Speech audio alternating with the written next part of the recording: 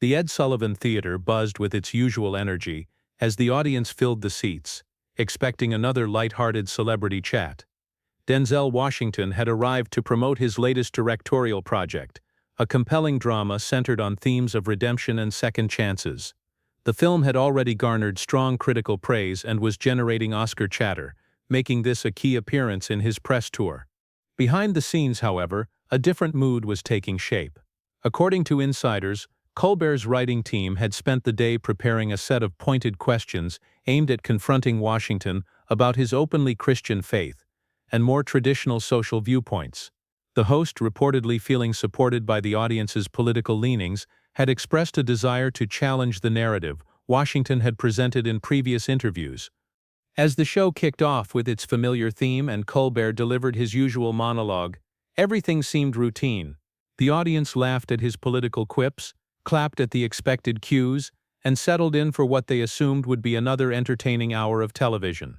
Meanwhile, backstage, Washington's publicist grew uneasy after hearing some of the topics Colbert was preparing to bring up. When Colbert introduced Washington, the applause was loud and enthusiastic. The actor entered with his signature poise and warm smile, shaking hands with the host before taking his seat.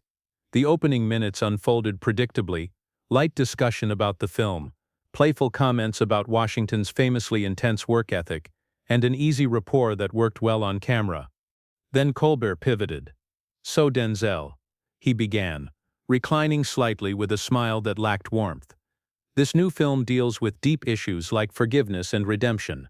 Given your own background in faith, I'm curious how your personal beliefs shaped your approach to the story."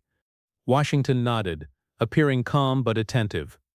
"Well, Stephen, I believe that faith, whatever form it takes, offers a way to understand forgiveness. The character I play has made serious mistakes, but he's trying to find his way back to who he was before life took a turn." The audience responded positively. It was a thoughtful, composed answer, typical of Washington's public demeanor. But Colbert pressed on. "Sure, but let's go a little deeper," he said, his tone subtly shifting. "You've been quite open about your Christian faith, which I respect. But isn't it a bit contradictory for Hollywood, a place known for fantasy and illusion, to have actors speaking out on moral values?" Washington looked momentarily puzzled. This wasn't the interview he had expected. From the sidelines, his publicist stiffened. "I wouldn't call it preaching," Washington replied calmly. "When you're given a platform, I think it's important to be real about who you are. I'm not out to convert anyone, but I also won't pretend to be someone I'm not. People can take from it what makes sense to them and disregard the rest." Colbert leaned in, sensing a moment to press further. "Here's something I find curious. Correct me if I'm wrong.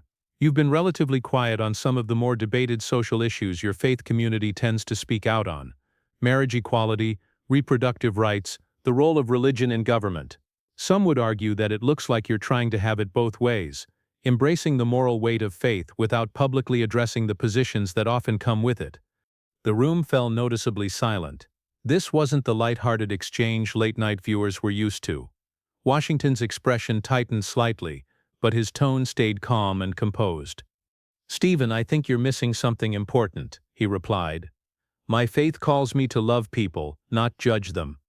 When I mention values, I'm referring to things like respect, hard work, and caring for family. I'm not campaigning for anything, and I'm not asking others to live by what I believe." Colbert, however, didn't ease up. If anything, Washington's thoughtful reply only encouraged him. "But be honest, you attend church regularly, and I respect that. But surely these topics come up. Surely your pastor has views on gay marriage or abortion.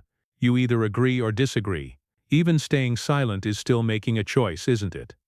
The camera captured a shift in Washington's demeanor. The relaxed media-friendly smile was gone, replaced by a more guarded expression. "Are you here to ask me about the film?" Washington asked. "Or are you trying to push me into political statements for a headline?" A soft, uneasy laugh moved through the crowd. The audience sensed the change in tone but didn't quite know how to respond. Colbert appeared more engaged than ever. "I'm trying to have a real conversation with someone who has a large platform. I admire your work. I think you're one of the finest actors of our time.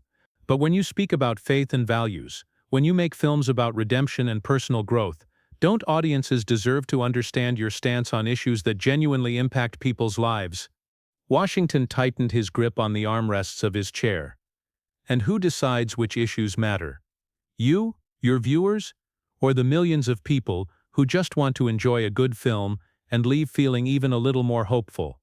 To everyone, Colbert responded quickly. These are unusual times.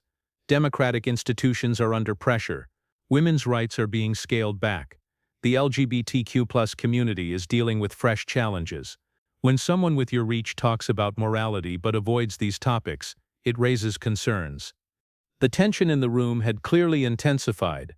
Washington's publicist had stepped closer to the stage, phone in hand, ready to intervene if necessary. In the control room, producers exchanged uneasy looks. Moral authority? Washington echoed, narrowing his eyes. Washington's tone rose slightly for the first time. I've never claimed to hold any moral authority over others. I share my personal experiences, speak about what's helped me through life's challenges, and try to create films with meaning. But here you are trying to put me in a political category so you can what? Appeal to your audience? Create a viral clip for social media? Colbert's polished demeanor began to fade, replaced by a more confrontational edge. I'm asking you to acknowledge the influence you have. When you speak publicly about faith and values but avoid taking positions on key moral issues, what kind of message does that send? Washington's response carried a sharper tone, prompting a few audience members to shift in their seats. The message it sends, he said, is that maybe a person's relationship with God, and their sense of right and wrong, doesn't need to conform to your political expectations. Maybe some of us think showing others respect and dignity is more important than ticking off ideological boxes for a late-night talk show. The audience reacted with scattered applause. Some clapped enthusiastically, others sat still, and some clearly appeared unsure about the direction the conversation had taken. Colbert's face turned noticeably red. So are you saying that avoiding a stance on civil rights is your way of showing respect? Washington stood up, breaking the composed posture he'd maintained until now. What I'm saying is this: ambushing a guest who came in good faith to discuss their work, pushing them into political debates they didn't agree to, and then questioning their integrity, that's not showing respect. The crowd let out a collective gasp. The tone had shifted from interview to confrontation, and the discomfort in the studio was unmistakable. Colbert, aware that he may have gone too far but unwilling to retreat, pushed forward. Sit down, Denzel. We're having a conversation. And this is exactly the kind of deflection I mean. Instead of responding to real issues, you're making this about me. Washington remained standing, his presence commanding attention, and subtly shifting the power dynamic on stage. The real issue, he replied, is that I was invited here under the impression we'd be discussing the film. Your team assured mine of that. But instead you've tried to turn me into a political target. Colbert responded in a patronizing tone that seemed to chill the room. Come on now, you're a public figure with a massive platform. You can handle a few direct questions, unless you're saying your faith only applies when things are easy. The remark struck a nerve. Washington's eyes narrowed. You want to talk about my faith? He asked. My faith teaches me to turn the other cheek, but it also teaches me not to cast pearls before swine. The comment landed heavily. Colbert's expression shifted from flushed to pale, his jaw momentarily slack. The audience wasn't sure how to respond. Some gasped, others clapped. Did you just call me a swine on my own show? Colbert asked, his voice tight, hands slightly shaking as he gripped his cards. Washington stayed calm, but his words were pointed. I'm just calling it as I see it. You're sitting there protected behind your desk, trying to discredit someone's character for the sake of a segment. What would you call that? In the control room, production was in disarray. The executive producer signaled urgently for a commercial break, but Colbert waved it off. He was in too deep and too upset to stop now. I call it journalism, Colbert fired back. I call it holding influential people accountable. You act like a moral compass in Hollywood, make films about second chances, yet remain silent on real-world issues. That's not faith, that's hiding behind it. The word cowardice lingered in the room. Washington took a step forward, commanding more presence. Cowardice, let me explain what that looks like. It's using humor to mask attacks. It's using your platform to corner someone who doesn't have equal footing. What you're doing right now, that's cowardice." The discomfort in the audience grew. Some were visibly uneasy. A few even stood up. The familiar rhythm of late-night television had broken. Colbert stood behind his desk, trying to meet Washington's energy, but failing to match his authority. "I'm not hiding. I'm asking straightforward questions about your beliefs and your role as a public figure. If that's too much, maybe you shouldn't be doing interviews." "Maybe I shouldn't," Washington replied quietly, his tone sharp. "Maybe I should speak with professionals, people who know the difference between a conversation and an ambush." Colbert's temper was unraveling. His voice rose. "Professional? You think dodging important questions while holding yourself up as morally superior is professional? You think leaning on faith to avoid taking positions is professional?" Washington's reply was cold and measured. "I think treating a guest with respect is professional. I think keeping to the terms your team set for this interview is professional. What you're doing now isn't journalism, it's an ambush. Dressed up with better production values." The accusation struck a nerve. Colbert's usual persona gave way to frustration. "An ambush? You chose to come here. No one forced you. If you can't handle direct questions, maybe you should stick to soft interviews on Entertainment Tonight." The sarcasm in his voice was clear. Washington took a step back, not retreating, but showing disapproval. "Direct questions? That's what you call this? You've spent the last 15 minutes steering this toward political soundbites that have nothing to do with my work. You've questioned my beliefs, my character, and my intentions, all while pretending this is honest journalism." Colbert was visibly rattled now, his voice strained. "I'm not pretending. I'm looking for honest answers from someone who wants the image of a moral voice without accepting the responsibility that comes with it. You want admiration but not accountability." The studio had fallen completely silent. Only the quiet hum of the cameras and the steady breathing of the two men remained, locked in a tense and unresolved exchange. Washington glanced at the audience, many of whom looked stunned, then turned back to Colbert with a look that bordered on sympathy. "You know what, Stephen? You're right about one thing. I do value respect, but the difference between us is that I try to earn it through my work, how I treat people, and the example I set. You, on the other hand, seem to think it can be demanded while tearing others down." Colbert's voice trembled, his usual composure gone. "Don't you lecture me about respect. You've been talking down to me since the moment you came out here, acting like you're above it all, as if you're too important for serious questions." Washington shook his head slowly. "The only thing I'm above is this ambush, this performance, this effort to use me for political spectacle. I came to talk about a film I care deeply about. Instead, this turned into something entirely different."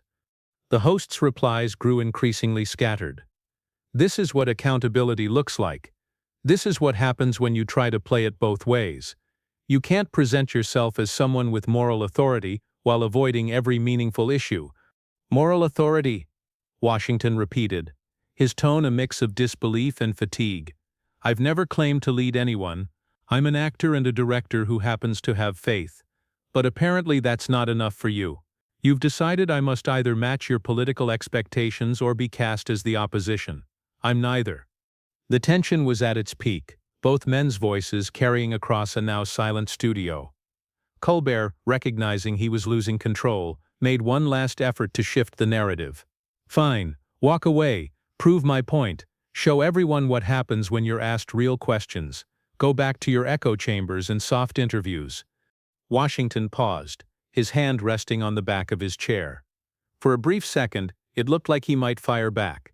Instead, he adjusted his jacket and looked directly into the camera. "You're absolutely right, Stephen. I am going to walk away. Not because I can't take difficult questions, but because I value myself too much to take part in this circus." His voice was calm and steady, more impactful than any raised tone. The camera operator, unsure of whether to cut, kept filming as Washington spoke directly to viewers. To those watching at home who tuned in expecting a conversation about a film that explores forgiveness and redemption, I'm sorry this is what it turned into. The film opens this Friday, and I hope you'll evaluate it for what it is." Colbert, clearly rattled and realizing he had lost control of the moment, tried to interrupt.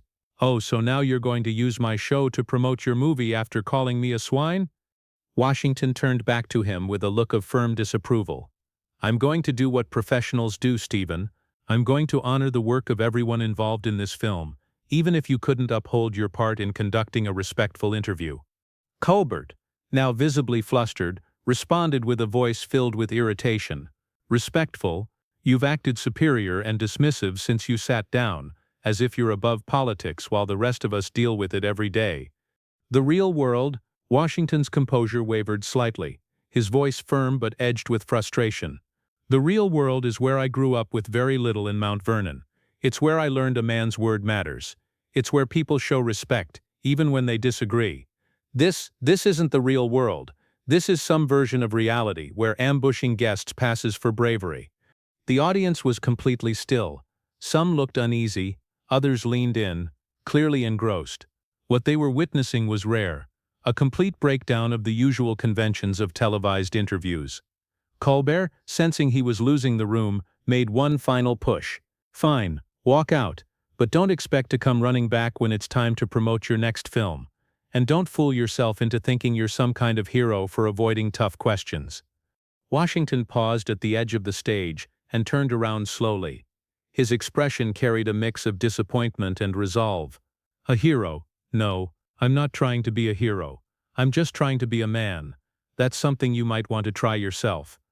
The remark landed with sharp precision. Colbert's face cycled through disbelief, anger and embarrassment before settling into something strained and reactive. "Get out. Just get out of my studio. Security." But Washington was already walking away, holding his composure as disorder unfolded behind him. As he neared the stage exit, he turned back once more to speak directly to the audience. "Ladies and gentlemen, I want you to know this isn't what I intended. I came here to discuss something meaningful, a project I'm proud of, one I thought you might appreciate. Instead, you saw what happens when a platform forgets its basic responsibility to treat people with respect." Colbert, now standing behind his desk, was visibly shaken. "Don't lecture my audience. They came here for an honest exchange, not for your self-important." "They came to be entertained," Washington interrupted, his voice steady and clear. "And instead, they watched a guest be targeted for sport. I hope you feel it was worth it." And with that, he exited the stage, leaving the studio in visible disarray. The audience didn't know whether to applaud or remain silent. Most chose silence. Colbert stood alone at center stage, beginning to grasp the gravity of the moment. Producers signaled frantically from behind the scenes, but he stood still, overwhelmed by what had just occurred. Eventually, after an uncomfortable pause, he addressed the crowd with none of his usual confidence. "Well, that was unexpected. When we come back, our musical guest will perform." But the tone had changed. Many audience members, some of whom had waited months for tickets, began leaving during the break. They had come for light entertainment and instead witnessed something deeply unsettling. Backstage, Washington's team was waiting with coats in hand, and phones already buzzing with messages from reporters and publicists. His longtime agent approached him with concern. "Denzel, I'm so sorry about that.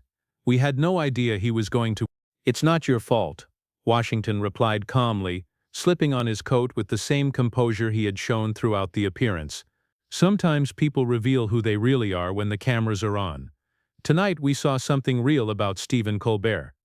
Meanwhile, back on set, Colbert was visibly unraveling during the commercial break. "How did this happen?" he demanded of his team. "How did he manage to flip this on me?" He refused to answer simple questions. The executive producer, a veteran of the industry, responded with a serious tone. "Stephen, I've worked in television for 3 decades, and I've never seen anything like that. You completely lost control of the interview." "I lost control?" He walked out. "After you spent 15 minutes calling him a coward and attacking his beliefs," the producer replied plainly, "this is going to be difficult to clean up." When the show returned from commercial, Colbert tried to regain control of the program, but his usual presence and timing were gone. The monologue lacked energy, his exchange with the musical guest was awkward, and the atmosphere in the studio remained flat. By the end of the episode, clips of the exchange had already gone viral. The hashtag Denzel walks out was trending within hours, with millions reacting to what quickly became a landmark moment in television. By the next morning, Colbert was facing fallout he hadn't expected. Ratings dropped, advertisers raised concerns, and public sentiment turned sharply against him. Op-eds and articles appeared in major outlets, questioning his approach and professionalism during the interview. Washington, on the other hand, maintained the same poise he had displayed during the broadcast. When approached for comment, he said, "I wish Mr. Colbert well, and hope he learns something from this. I'm staying focused on my work and the people who support it." The film he had come to discuss opened to strong box office numbers and was praised by critics, many of whom noted the irony. A film about redemption had been overshadowed by a host's failure to offer even basic respect. Within a few weeks, Colbert's viewership had declined significantly. Industry insiders began openly questioning whether his reputation could recover. The incident had exposed a side of him that many viewers found off-putting, and the reaction was swift and widespread. Ultimately, the clash between Washington and Colbert came to symbolize something larger than just a talk show dispute. It highlighted the contrast between genuine integrity and reactive outrage, between true principle and public posturing. One man left the stage with his reputation intact. The other was left to reckon with the consequences alone in his own studio.